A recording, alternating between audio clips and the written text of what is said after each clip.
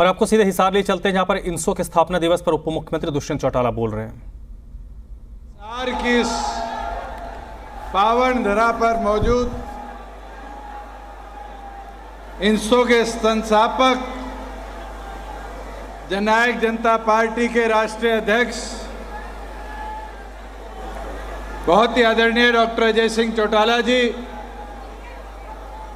हमारे बीच में मौजूद सरदार निशांत सिंह जी, डॉक्टर केसी बांगड़ जी, हरियाणा सरकार में मंत्री अनूप जी, विधायक जोगीराम जी, अमरजीत ढांडा जी, प्रदेश के प्रधान महासचिव भाई दिग्विजय जी, इंसो के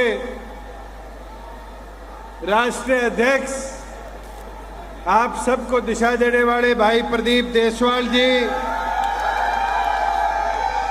प्रदेश के बहुत ही कर्मठ हमारे दोनों प्रदेश प्रभारी प्रदेश अध्यक्ष भाई रवि जी, भाई अजय राव जी, भाई बहन मंजू जाखड़ जी, हमारे बीच पे मंच पर बैठे सभी जननायक जनता पार्टी के इंसो के वरिष्ठ पदाधिकारीगण और प्रदेश और राजस्थान, दिल्ली, पंजाब, चंडीगढ़ से आए इंसो के मेरे साथियों, मुझे बड़ी खुशी हुई। अभी एक साथी ने आके लिस्ट दी कि राजस्थान के 10 कॉलेजों के साथी हमारे बीच में बस भरकर अभी यहाँ पहुंचे हैं। और मैं एक चीज से शुरुआत करूंगा, आपने निभाया है ऐसा साथ कोई निभा नहीं सकता। जेजेपी के चिरागों को अब कोई बुझा नहीं सकता। हौसलों के साथ मजबूती से खड़े रहेंगे हम, कोई तूफान आकर भी हमें हिला नहीं सकता। साथियों, इस सफर के अंदर 21 साल में डॉक्टर अजय सिंह चौटाला जी ने यह पौधा दिल्ली यूनिवर्सिटी के चुनाव में लगाया था। दिल्ली यूनिवर्सिटी से धीरे धीरे ये पौधा हरियाणा प्रदेश के प्रत्येक कॉलेज, पंजाब यूनिवर्सिटी के प्रत्येक कॉलेज, राजस्थान यूनिवर्सिटी के प्रत्येक यूनिवर्सिटी कॉलेज तक हमने पहुंचाया है। और इस 21 साल के सफर में जहां ये इंसो का पौधा आज फलदार पेड़ बना है, वहां जननायक जनता पार्टी के निर्माण में भी इसका बहुत बड़ा योगदान रहा है। आज मैं इस पंडाल में बैठे कई साथी देख रहा हूं, जैसे प्रदीप कह रहा था, मेरे को पार्टी ने चुनाव लड़ाया। एक नहीं, आज हम बात करते हैं जननायक जनता पार्टी के नए संगठन की, जो तीसरी बार बना है इस 4.5 साल में। 50% से ज्यादा पदाधिकारी आज इंसो के 21 साल के सफर में बढ़कर आए। और मैं ये आज विश्वास के साथ कह सकता हूं कि इस सफर के अंदर एक एक साथी ने जो मेहनत करी कॉलेज में संगठन खड़े करने की, आज की ये नई पीढ़ी जो यहां बैठी है, ये अगले 20-25 साल की नींव हम आज यहां रखकर जा रहे हैं। साथियों, कोई सफर छोटा नहीं होता। एक एक ईंट जोड़े मकान बनता है, और एक बूंद जब मिलती है तो समंदर जैसा विशाल बनता है। आज आपको मेहनत करनी है। और मैं तो आज दिग्विजय सिंह को कहूंगा, ये छात्र ओंकार रैली में बस नहीं करनी। आपके पड़ोस के राजस्थान के अंदर अब कॉलेजों के, यूनिवर्सिटियों के चुनाव आने वाले हैं इस महीने के अंत तक। ये प्रतीक मेहरिया जी, युवा प्रदेश अध्यक्ष राजस्थान, यहाँ हमारे बीच में बैठे हैं। प्रतीक जी, इस टीम को आह्वान करो कि अगले 25 दिन राजस्थान के एक कॉलेज में जाकर कैंडिडेट उतारने का काम करे, और नवंबर के विधानसभा चुनाव की नींव को और मजबूत करने का काम करो। साथियों, जब घुसेंगे कॉलेजों में, नए योद्धा, नया वोटर आपके साथ जुड़ेगा, तभी जाके तो आपकी पहुंच मजबूत होगी। और मैंने देखा है एक एक वो साथी जो 2007 में मेरे साथ दिल्ली यूनिवर्सिटी में डोर टू डोर किया करता था, आज राजनीतिक तौर पर ही नहीं, राजनीतिक तौर से भी आगे बढ़कर आज हमारे साथी IAS IPS है, HCS HPS है, पड़ोस के राज्य में अफसर है, और तो और आज हमारे साथी अलग अलग इंस्टीट्यूट्स के अंदर, इंडस्ट्री के अंदर, कॉरपोरेशंस के अंदर, कॉरपोरेट्स के अंदर अपनी जगह बनाकर बैठे हैं। हमें खुशी होती है। आज ये साथी कहीं दिखे मेरे को, कोई लेक्चरर लगा हुआ है, कोई प्रोफेसर लगा हुआ है। ये इसलिए मुमकिन हो पाया कि इनकी आवाज़ कोई बना, उस आवाज़ ने संघर्ष किया, संघर्ष करके इनके अधिकारों की लड़ाई को लड़ने का काम किया। मुझे वो दिन भी याद है, इस मंडी से 4 किलोमीटर दूर जब पहली बार छात्र संघ चुनाव की बात आई, मेरा एडमिशन था गुरु जम्बेश्वर यूनिवर्सिटी में। मैंने जाके गेट के ताला लगा दिया, चाहे मैं सांसद था, ये पत्रकार साथी कवर करने आए थे। ताला लगाया, VC साहब का दिल्ली आगमन से जहाज पकड़ना था, और हमने ताला लगा के कसम खा ली कि अगर रिटर्न एश्योरेंस लेंगे तो वाइस चांसलर से लिखित तौर पे वाइस चांसलर के साइन पे करेंगे। रजिस्ट्रार आया, डीन आया, कहने लग गया कि VC साहब तो दिल्ली है। मैं कहा 4 घंटे बैठे रहेंगे, बुला लो, जब आश्वासन दोगे, ज्ञापन के तौर पे लोगे, तभी जाके दरवाजा खोलेंगे। साथियों, 4 घंटे बैठना पड़ा, और 4 घंटे में VC साहब एयरपोर्ट से निकले, ज्ञापन की रिसीविंग पे साइन किया, ईमेल कराकर हमारे पास पहुंचा, जब जाके गुरु जम्बेश्वर यूनिवर्सिटी का ताला खुला। ये दिग्विजय सिंह, जसविंदर खेरा, मंजू, ये 5 लोग इधर भूख हड़ताल पर बैठे। इनमें से तो कोई प्रत्यक्ष अप्रत्यक्ष चुनाव लड़ने के लिए नहीं मैदान में उतरा। अगर उतरा तो ये आपकी आवाज के लिए उतरे। भूख हड़ताल पे 5 दिन बैठे, 8 शर्तें थी, उन 8 शर्तों को लिखित में मैंने सरकार तक पहुंचाया, और खुशी हुई कि 8 की 8 शर्तों को कौमा सरकार ने मानकर अप्रत्यक्ष चुनाव प्रदेश में कराने का काम किया। और आज प्रदीप कह रहा था कि चुनाव के लिए परमिशन दे दो। साथियों, आप छात्र संगठन हो, आप अपनी लड़ाई लड़ते हो, सरकार के अंदर बात करनी होगी, हम 10 हैं, हम वहां पर बात रखने का काम करेंगे, मगर अपनी मुहिम तो शुरू करो।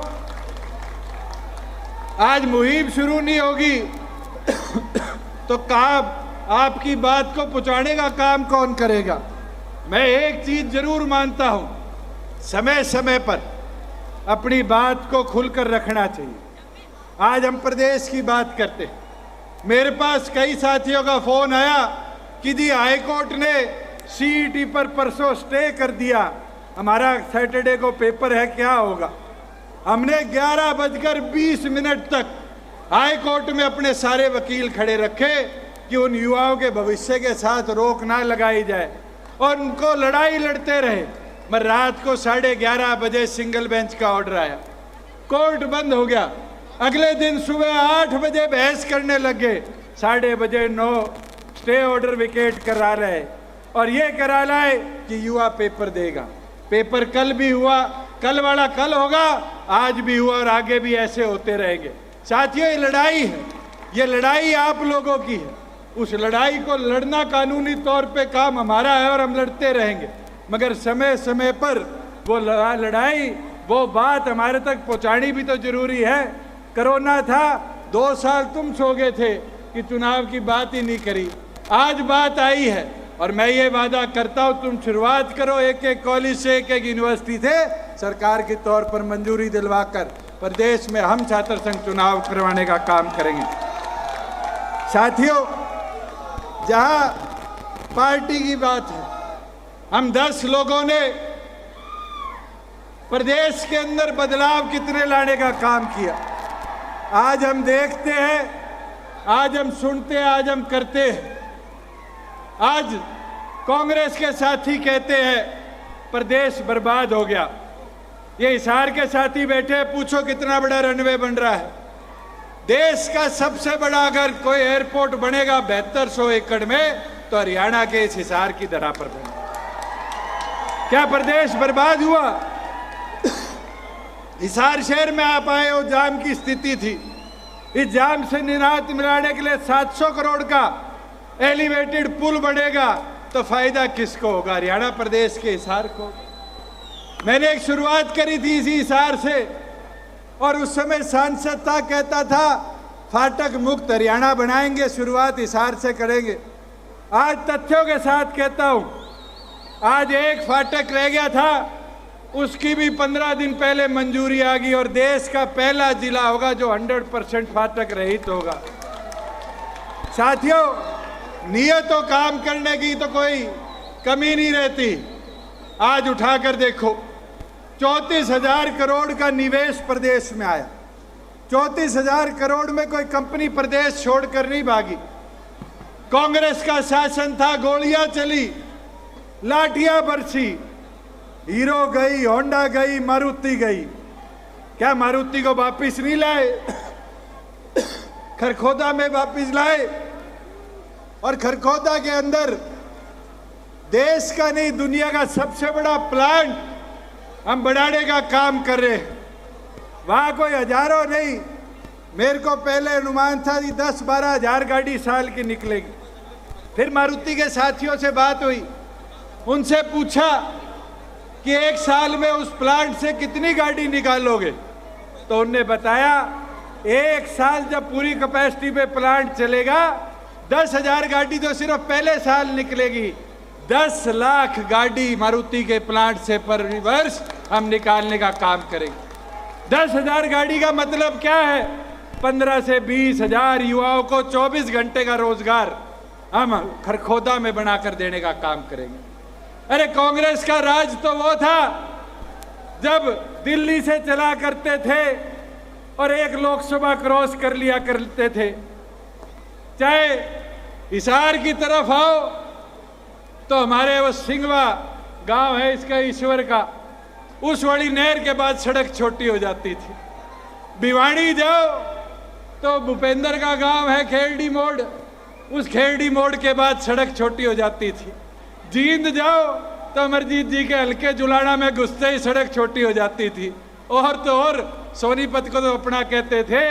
बड़ौदा चले जाओ, आप गुहाना चले जाओ, डॉक्टर साहब बैठे हैं, वो पवन बैठा है, खरखोदा चले जाओ, ऐसा कोई क्षेत्र नहीं था जहां पर सड़क पाकिस्तान इंडिया के बॉर्डर की तरह बंद होकर छोटी हो जाती थी। आज घूम कर देखो, आज घूम कर देखो कहीं हरियाणा में भेदभाव हो। ये साथी कहते हैं, एक विधायक नहीं हरियाणा प्रदेश में जो कहता हो कि 25 करोड़ की सड़कें उसकी विधानसभा में हमने बनवाने का काम नहीं किया। ऐसा कोई विधानसभा का मेंबर नहीं है जो ये आज कहता हो कि हमारे वहां पर 5-5 करोड़ रुपए विधायक के विकास कार्यों के लिए हरियाणा की सरकार ने देने का काम नहीं किया। साथियों, ये नीयत पे है, और नीयत साफ थी। जब मुमकिन हो पाया हर 3 में से 1 राशन डिपो हमारी बहन को, माता को मिलेगा। नीयत साफ थी, ये मुमकिन हो पाया कि हरियाणा प्रदेश की पंचायतों में हर दूसरा मेंबर, दूसरा सरपंच हरियाणा प्रदेश की एक माता बहन है। साथियों, ये मुमकिन हो पाया जहां CAT के बराबर हमने HTET को करने का काम किया। साथियों, ये मुमकिन हो पाया जो वादा हमारा था कि दूसरे जिले में जाकर HTET का पेपर नहीं देना पड़ेगा, हमने 50 किलो के अंदर अंदर 50 किलोमीटर के अंदर अंदर युवा साथियों के पेपर करवाने का काम किया।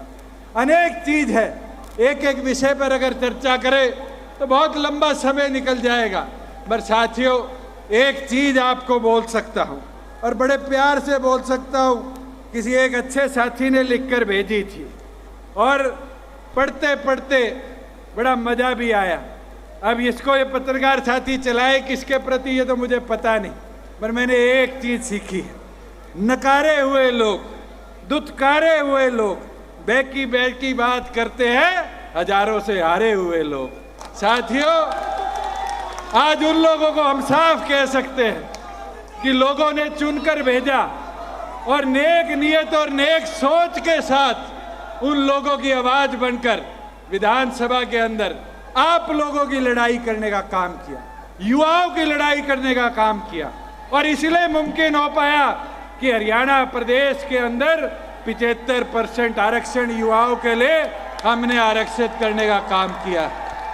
और मुझे खुशी है कि वो आरक्षण के ऊपर जो स्टे था उसकी बहस शुरू हो चुकी। पिछले सोमवार मंगलवार को बहस थी और सोमवार से दोबारा बहस शुरू हो जाएगी।